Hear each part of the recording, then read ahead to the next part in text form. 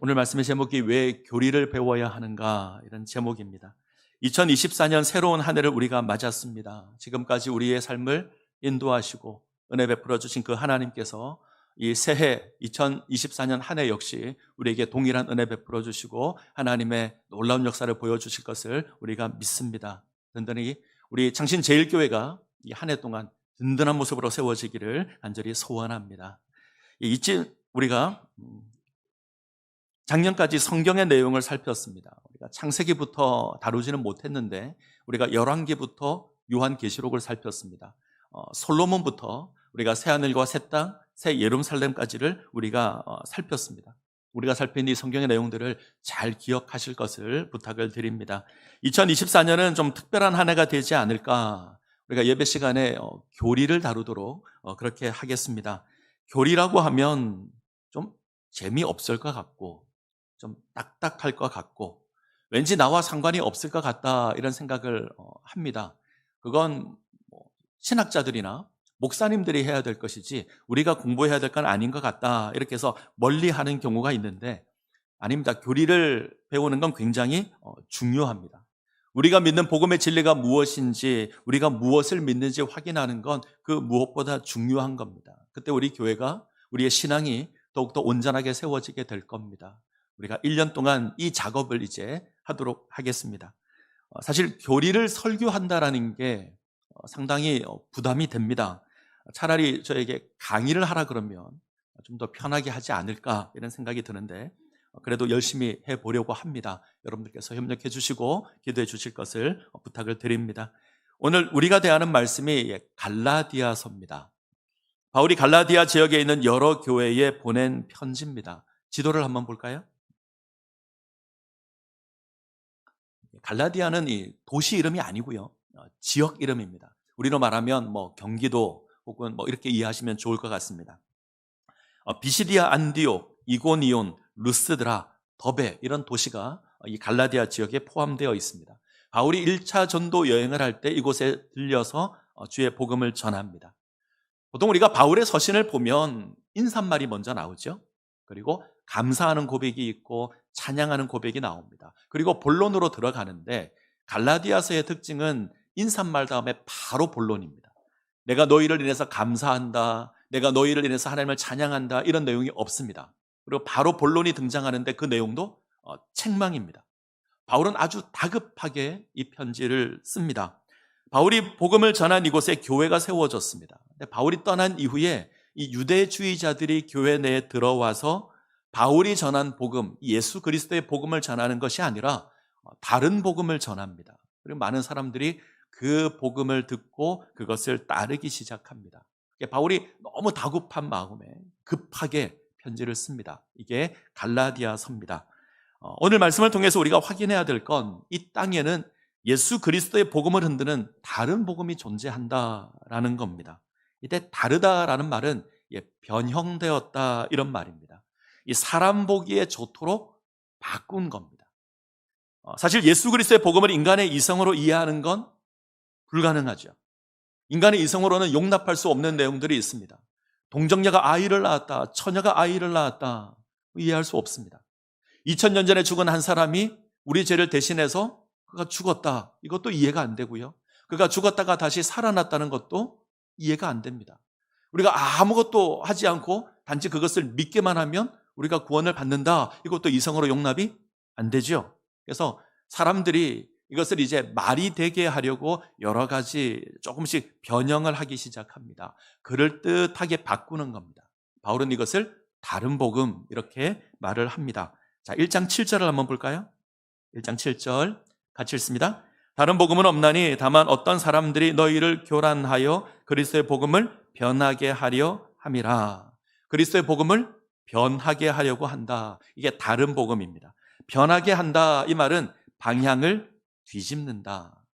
인간적인 어떤 이해를 위해서 조금 바꿨는데 결국은 방향을 뒤집는 것이 됩니다. 하나님의 은혜를 뒤집는 것이 됩니다. 지금 갈라디아 교회에 스며든 다른 복음은 하나님의 은혜로 구원을 받는다라는 것에 대한 반론입니다. 지금 유대주의자들이 들어와서 하나님의 은혜로 구원을 받는다 이것에 대해서 반론을 가르치는 겁니다. 이게 다른 복음인데 이런 겁니다. 어떻게 구원을 공짜로 얻을 수 있는가? 어떻게 아무것도 하지 않고 오직 믿기만 하면 구원을 받을 수 있는가? 그게 어떻게 가능한가? 그래서 또 다른 대안을 제시하죠. 믿기는 하지만 열심히 하나님의 율법을 지켜야 한다. 우리가 믿기는 하지만 모세의 율법을 지켜야 하고 할례를 지켜야 하고 정결 예식을 지켜야 한다. 그래야 구원을 받는다. 훨씬 더 그럴듯하지 않아요? 하나님의 은혜를 받아야 한다. 하지만 우리도 열심히 노력해야 된다. 선한 일을 해야 되고 열심히 봉사해야 되고 그래야 구원을 받을 수 있다. 이게 율법주의라고 합니다. 이 율법주의가 2000년이 넘는 교회 역사 가운데 끊임없이 문제를 일으켰습니다. 사람들은 은혜로 받는 구원을 쉽게 이해하지 못했습니다.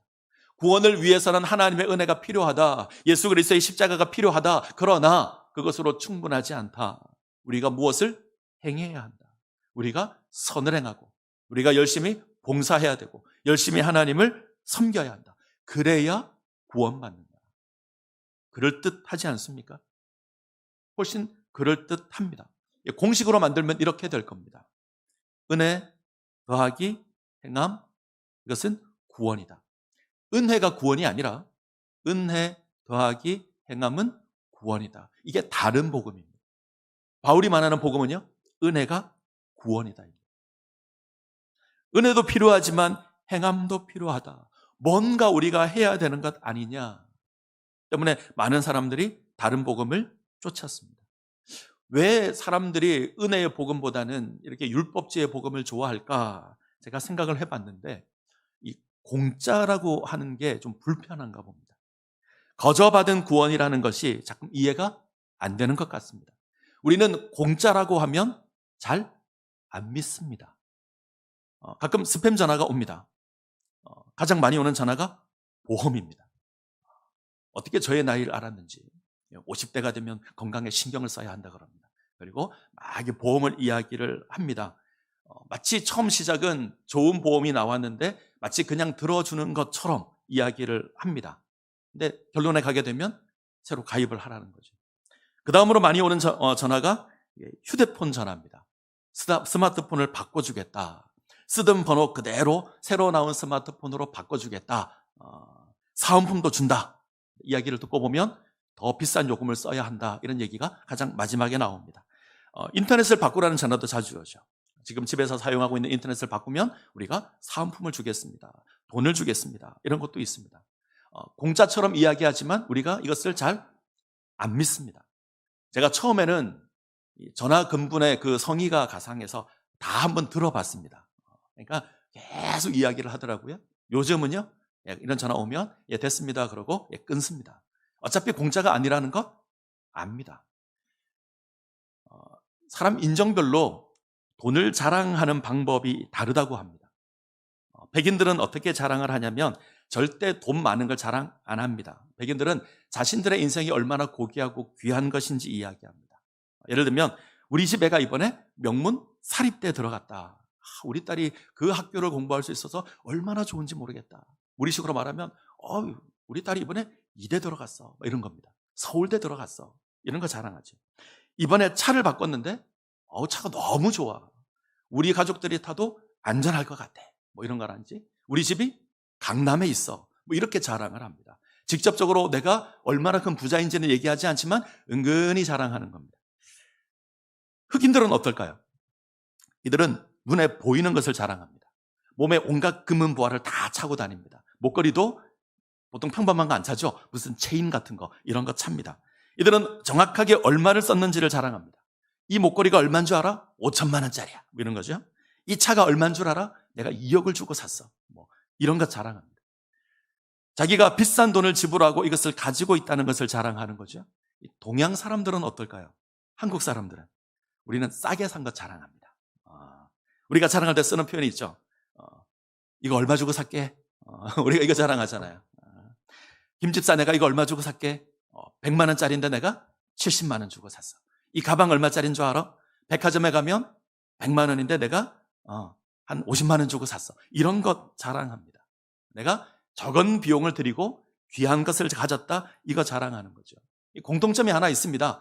내가 좋은 것 가지고 있다. 내가 귀한 것 가지고 있다. 이거 자랑하는 겁니다.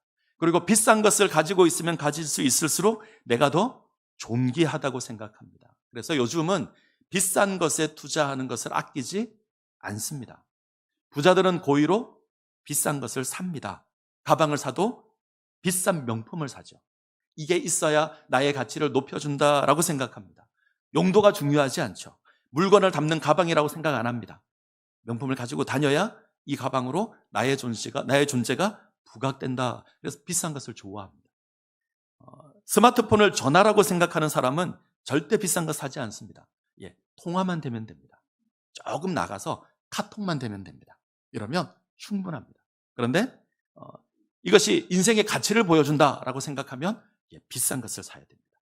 우리 사과 모양이 그려진 그림에 고급 휴대폰을 사거나 적어도 이렇게 열리거나 펼쳐지는 휴대폰을 써야 괜찮다 이렇게 생각을 하는 것 같습니다. 여자들이 메고 다니는 가방은 물건을 담는 가방이 아니죠. 나의 가치를 드러내주는 어떤 물건으로 생각합니다. 명품을 사죠. 이건 나의 얼굴이다. 사람들이 고급차를 타는 건 나의 가치를 드러내주는 거다 이렇게 생각합니다. 이 경제 용어 가운데 이제 베브런 효과라는 게 있습니다. 보통 가격을 내리면 더 많이 팔립니다. 2만 원짜리 물건을 50% 세일해서 만 원에 팔면 사람들이 막 가서 그 물건을 삽니다. 근데 반대로 가격을 올려서 더 잘 팔릴 때도 있습니다. 이걸 베브런 효과라고 합니다. 저는 이 배부른 효과 이렇게 부르는데, 백화점에서 직원 하나가 실수로 옷 가격에 동그라미를 하나 더 붙였습니다. 이게 10만 원짜리인데 한순간에 100만 원짜리가 되었습니다. 어떻게 되었을까요?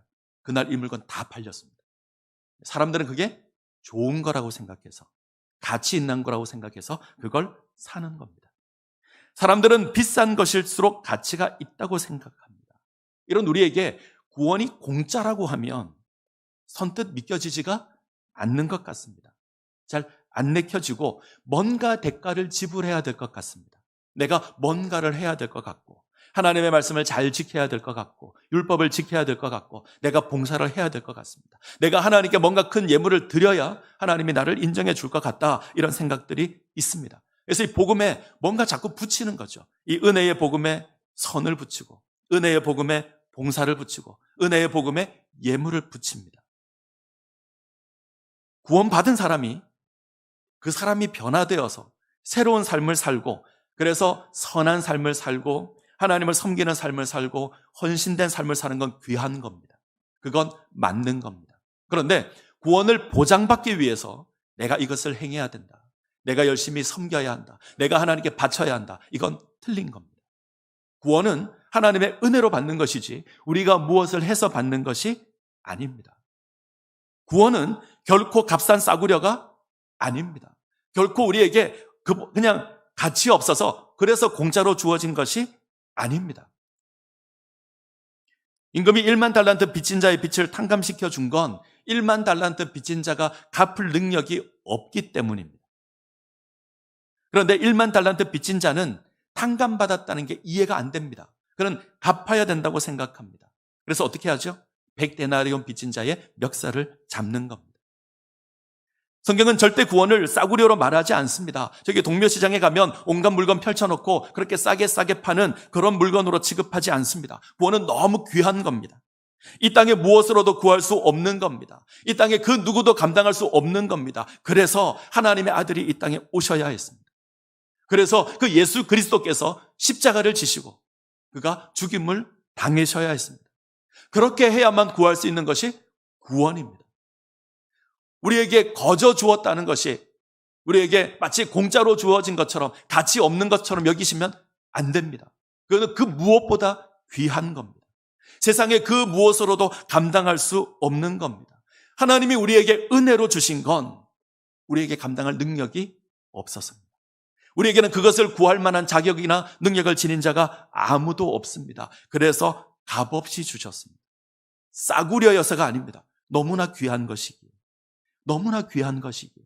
우리가 그것을 감당할 능력이 없어서 그래서 우리에게 주신 겁니다.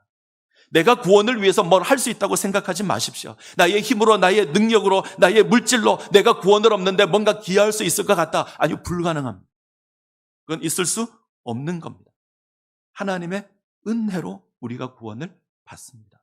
내가 뭘 하려고 하는 건 이 은혜를 뒤집는 겁니다. 우리가 다른 복음을 쫓으면 이 진리의 복음에서 떨어지게 될 겁니다. 우리가 뭔가를 해야 한다는 이 다른 복음을 따른다면 우리는 결국 십자가의 복음으로 충분하지 않다 이야기하게 될 겁니다. 다시 공식을 한번 볼까요? 그림을 보여주십시오. 이 다음 그림. 은혜가 99%, 행함이 1% 이렇게 이야기해도 틀린 겁니다. 은혜 100%, 그것이 구원입니다. 하나님의 은혜가 필요하다. 여기에 우리가 뭔가 해야 된다. 하나님의 은혜를 99%라고 이야기해도 그건 틀린 겁니다. 오직 은혜로 우리가 구원을 받습니다. 우리가 1%라도, 아니 0.1%라도 우리가 뭔가 해야 된다라고 말하면 하나님의 은혜가 충분하지 않다는 게 됩니다. 예수 그리스도의 십자가의 은혜를 무효화시키는 겁니다. 이것은 그리스도의 은혜를 무의미한 것으로 바꾸는 겁니다. 자, 갈라디아서 5장 4절을 한번 볼까요? 갈라디아서 5장 4절 같이 읽습니다. 율법 안에서 의롭다함을 얻으려 하는 너희는 그리스도에게서 끊어지고 은혜에서 떨어진 자로다. 율법 안에서 의롭다함을 얻으려고 한다면 그리스도에게서 끊어질 겁니다. 하나님의 은혜와 상관없는 존재가 될 겁니다. 율법을 쫓으면 복음을 헛되게 하는 겁니다. 우리가 하나님의 은혜로 누리는 모든 것들을 헛되게 하는 겁니다. 갈라디아서의 주제가 자유입니다. 예수 그리스도의 십자가의 은혜로 우리가 자유를 누린다 이렇게 고백하는 게 갈라디아서입니다. 우리가 율법을 쫓으면요, 이 자유를 무효화하는 겁니다. 우리는 다시 두려움 가운데 지내게 될 겁니다. 행여 나의 열심이 부족해서 구원을 못 받는 건 아닐까? 우리는 그런 두려움 가운데 살아가게 될 겁니다. 그런데 아닙니다. 구원은 하나님의 은혜입니다. 하나님께서 우리에게 은혜로 값없이 주시는 겁니다. 바울은 예수 그리스도의 복음 외에 다른 복음을 전한다면 그것이 천사라도 저주를 받을 거다. 오직 예수 그리스도의 복음 외에 다른 그 어떤 복음도 없다 선언합니다. 우리가 이 복음 가운데 세워져야 합니다. 예수 그리스도의 복음입니다. 이 진리의 복음 가운데 세워지기 위해서 우리가 해야 될 것이 있는데, 이 진리의 복음이 무엇인지 아는 겁니다. 예수 그리스도의 복음이 무엇인지 우리가 선명하게 아는 겁니다. 이것을 위해서 필요한 것이 있는데 그것이 교리입니다. 자, 교리가 뭘까? 제가 쉽게 표현을 해드리려고 고민을 했는데 사전을 보면 종교의 이치나 원리가 교리다 이렇게 말합니다. 기독교 신앙에서 교리를 어떻게 이야기하냐면 성경이 강조하고 우리에게 알려주기를 원하는 특별한 진리를 정리해 놓은 것, 성경이 강조하는 것, 성경이 우리에게 알려주기를 원하는 것, 성경에 기록된 목적, 이것에 맞춰서 진리를 잘 정리해 놓은 것이 교리입니다. 자, 묻겠습니다. 성경이 알려주고 싶은 진리가 뭘까요? 성경이 우리에게 무엇을 알려주고 싶어 할까요? 역사를 알려주고 싶어 할까요? 성경을 보면 인류의 역사가 등장하죠. 하늘과 땅을 창조한 것부터 새하늘과 새 땅이 완성되는 이야기가 성경에 있습니다. 사람이 어떻게 만들어졌는지부터 마지막 구원이 어떻게 주어지는지 성경에 기록되어 있습니다. 인류의 역사를 다루는 책처럼 보입니다. 인류의 역사를 다루는 책이 아닙니다.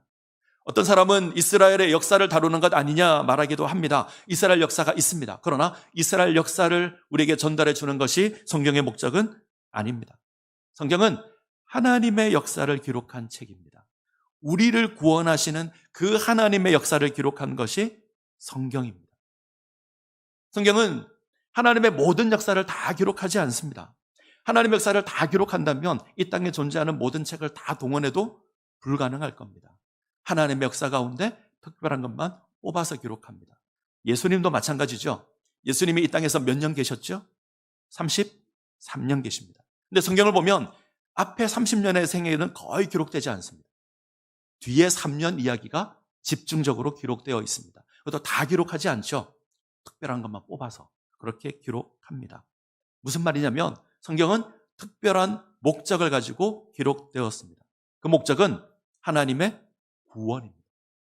우리를 구원하시는 하나님의 그 놀라운 구원을 기록한 게 성경입니다. 죄로 말미암아 타락한 이 세상을 다시 회복시키는 그 역사를 기록해 놓은 것이 성경입니다. 그러면 정리하면 교리란 하나님이 알려주시는 하나님의 구원과 관련된 그 진리를 체계적으로 정리한 것이 교리입니다. 자, 그림을 하나 볼까요?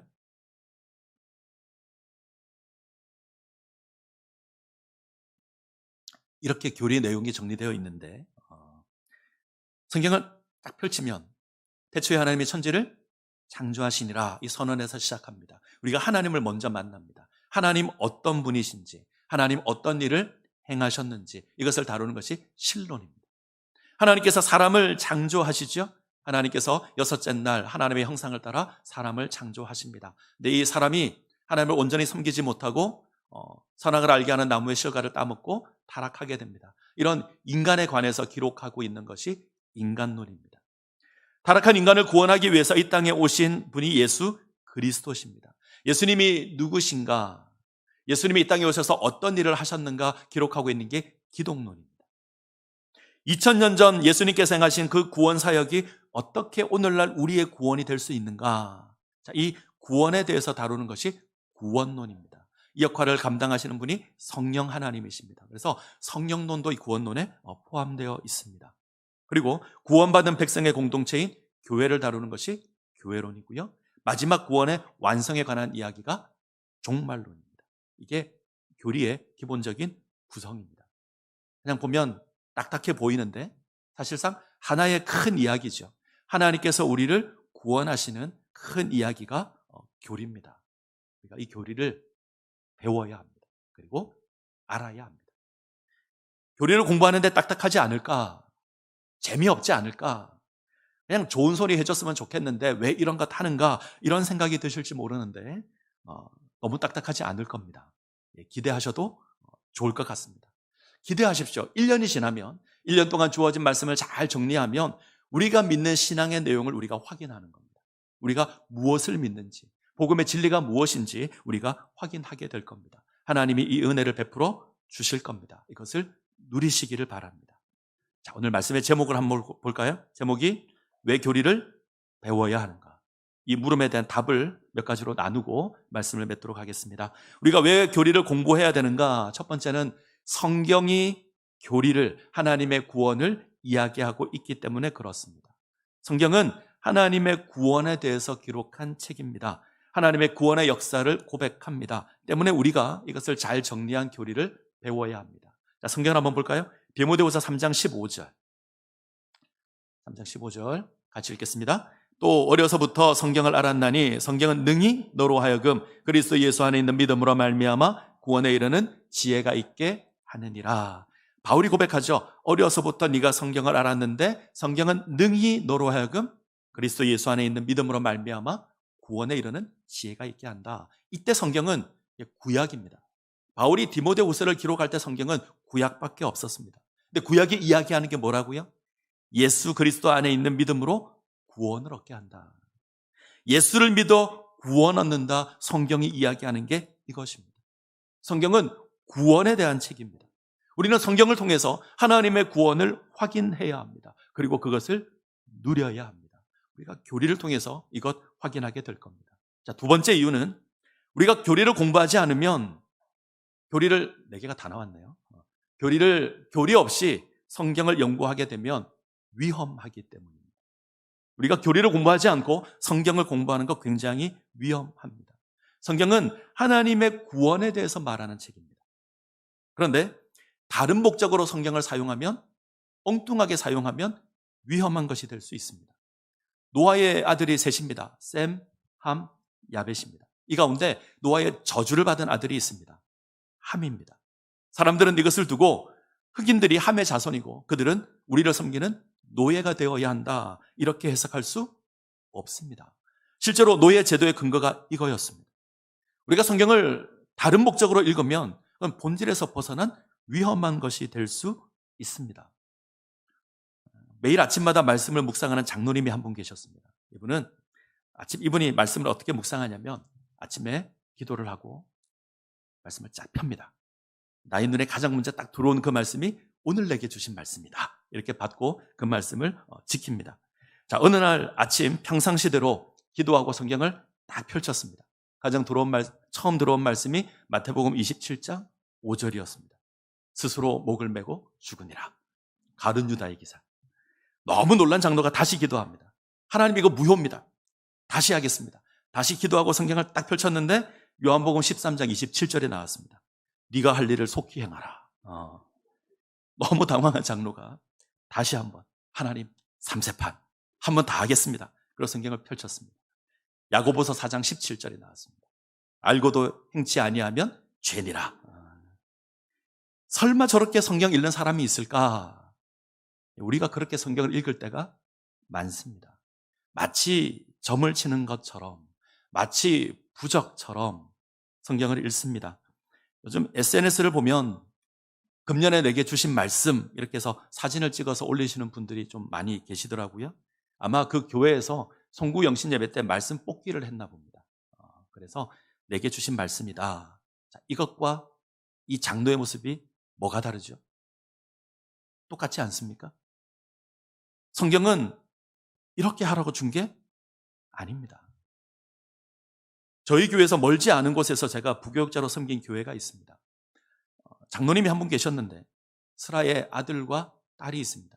자녀를 너무 사랑하셨는데 그만이 사랑하는 아들이 백혈병으로 죽었습니다. 제가 부임한 건 그때로부터 한 2, 3년 지난 때 제가 부임을 했습니다. 너무너무 아들을 사랑해서 그때까지 아들 방을 치우지 않고 그대로 보관해 둡니다. 매일매일 청소를 합니다. 그런 장로님이신데 한 번은 제게 와서 묻습니다.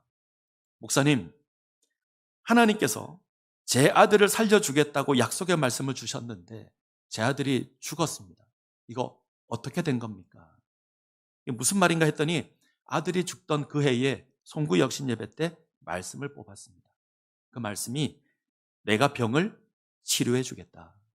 이 말씀을 뽑았습니다. 얼마나 감사했을까요? 너무 기뻐서, 너무 감사해서. 그래서 하나님께 예물도 드리고 그랬습니다. 그런데 그 해에 아들이 죽었습니다. 이건 말씀을 잘못 사용하는 겁니다. 말씀을 점을 치는 도구가 아닙니다. 말씀은 부적도 아닙니다. 성경은 그 목적에 맞게 사용되어야 합니다. 이런 의미에서 교리를 공부하는 게 굉장히 중요합니다. 혹시 금년 송구 영신 예배 때 뽑지 않을까 생각하셨으면 버리셔야 합니다. 우리는 주제 성구의 말씀만 그대로 책갈피로 만들어서 나눠드립니다. 절대 뽑게 하지 않습니다.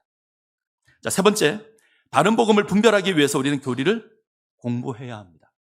바울은 다른 복음으로 말미암아 혼란한 교회를 향해서 예수 그리스도의 복음을 제시합니다. 이건 다른 서신에서도 마찬가지입니다. 거짓 이단을 대처하는 가장 효과적인 방법은 예수 그리스도의 복음을 바로 아는 겁니다. 예수의 복음을 온전히 붙드는 겁니다. 위조 지폐를 구분하는 최고의 방법은 진짜 지폐를 아는 겁니다. 진짜를 알면 가짜를 구별할 수 있습니다. 교회가 진리의 복음을 제대로 이해하고 있으면 거짓 복음이 주어질 때 구별할 수 있습니다. 다른 복음이 들어왔을 때 요동하지 않을 수 있습니다. 그래서 우리가 교리를 공부해야 합니다. 자, 네 번째, 교리를 공부해야 되는 가장 큰 목적은, 가장 큰 이유는 하나님을 알며 하나님의 자녀로 온전하게 살기 위해서, 하나님의 백성으로 온전하기 위해서 교리를 배워야 합니다. 교리의 핵심은 하나님께서 죄로 말미암아 죄로 말미암아 죽은 우리를 다시 구원하신 이야기입니다. 이것을 통해서 하나님 우리를 얼마나 사랑하시는지, 예수 그리스도를 통해서 우리를 어떻게 사랑하셨는지 우리가 교리를 통해서 확인해야 합니다. 그러면 하나님을 온전히 섬겨갈 수 있습니다. 2024년 저희 교회 주제가 복음의 소망에서 흔들리지 않는 교회, 복음의 소망에서 흔들리지 않는 교회. 성경을 한번 볼까요? 자, 골로새서 1장 20절입니다. 골로새서 1장 20절 같이 읽습니다. 그의 십자가의 피로 화평을 이루사 만물 곧 땅에 있는 것들이나 하늘에 있는 것들이 그로 말미암아 자기와 화목하게 되기를 기뻐하심이라. 하나님께서 예수 그리스도의 피로 화평을 이루시고 우리를 구원하셨습니다. 하나님과 원수되었던 우리인데 하나님과 화목한 존재로 삼으셨습니다. 하나님께서 이런 구원을 베푸신 이유가 뭘까요? 21절, 22절을 볼까요? 골로새서 1장 21절, 22절 같이 읽습니다. 전에 악한 행실로 멀리 떠나 마음으로 원수가 되었던 너희를 이제는 그의 육체의 죽음으로 말미암아 화목하게 하사 너희를 거룩하고 흠이 없고 책망할 것이 없는 자로 그 앞에 세우고자 하셨으니, 하나님께서 우리와 화목한 존재로 우리를 세우시고 거룩하고 흠이 없고 책망할 것이 없는 온전한 백성으로 세우려고 이렇게 하셨습니다. 하나님은 우리를 온전한 하나님의 백성으로 삼으시려고 예수 그리스도를 보내시고 우리를 구원하시고 우리를 인도하십니다. 이런 우리에게 요구되는 게 하나 있는데, 자, 23절, 골로새서 1장 23절 같이 읽습니다.